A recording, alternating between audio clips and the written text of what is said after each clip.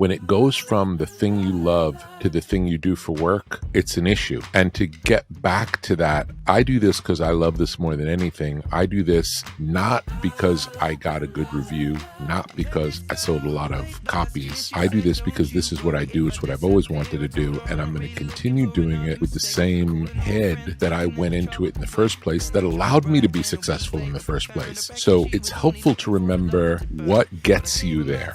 And usually what gets you there is the first thing that gets snuffed out in success. When you're in the writing stage, there can be no other concerns other than what's the most interesting thing to me here now. That's all. And then when it's done and there are no more creative decisions to be made and the book is written and you have, it may not be the final version of the book, but where you know exactly what the book is, you've said what you want to say and you feel good about it. That would be the first time to think about, okay, what could a cover look like? What could the marketing look like? Who's the audience for this? If you start thinking who the audience is before you start writing, it's going to really muddy the water. But anytime you get attached to a method for a romantic reason, you know it works. And I'm not suggesting using another method because it's easier or saves you time, but maybe by experimenting with the other method, you learn something new about your process that you didn't know. And that's always good.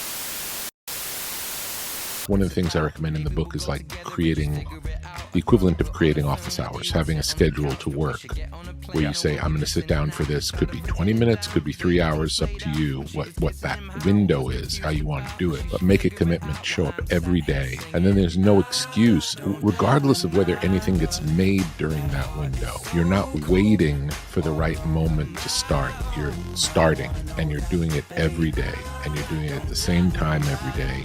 And you're building the habit of, I'm going to sit here every day, even if it's just to sit here and be bored. Something good will eventually come from that practice, whatever it is.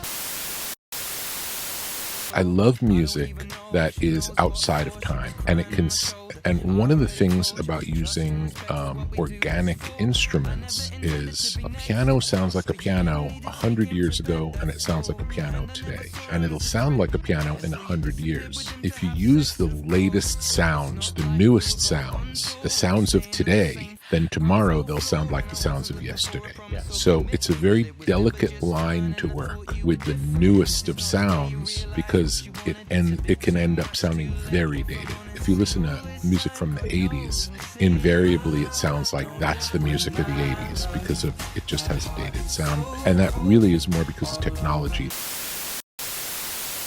The best music has this, it's rooted in something timeless. And when it's really exciting is when it sounds like it's timeless and it sounds like you've never heard anything like it before. That's radical. It doesn't sound like a copy of something from the past. It sounds like this has the roots and lineage of something from the past, but it's made into something radically new. If you're inspired by an idea from 200 years ago, that's not on everyone's top of mind today. So it has a freshness that's different. Whereas if you make a song that sounds like the song that just played on the radio, yes, that's the current sound, but it's also, well, that was just on the radio. Why bother making one that sounds like that? That's one's already out. But we want to try every idea. We want to see where it leads because you never know. You really never know what's going to work and what's not going to work.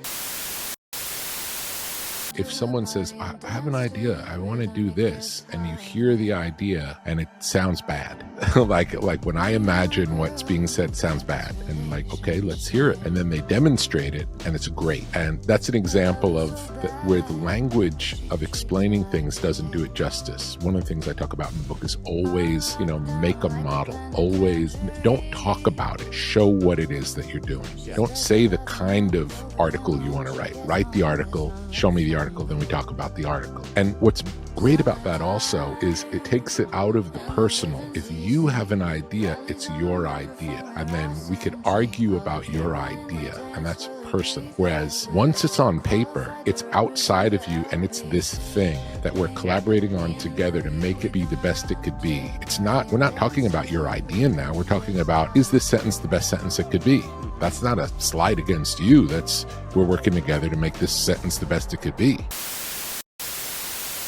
Sometimes it's not about the story, it's just about the way the words make you feel. I remember asking Neil Young about if he knows what his songs mean. He said he has no idea.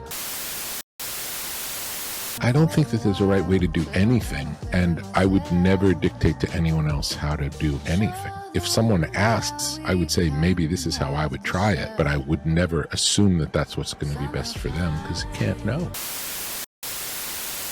There's a lot of talk about AI art now, and that if all of the inputs into the AI are the same, which they will be from all the competing AIs, they'll all have the same database, that eventually, as they get better and better, and you put in the parameters of what you're looking for, they'll all spit out the same answer. Now, and that's technically the right answer. Now, if you were going to engage with a subject, and another writer was going to engage with a subject, and you were to both write about it, the chances of those articles being similar, or books being similar, the subject will be the same, but perspective is completely different.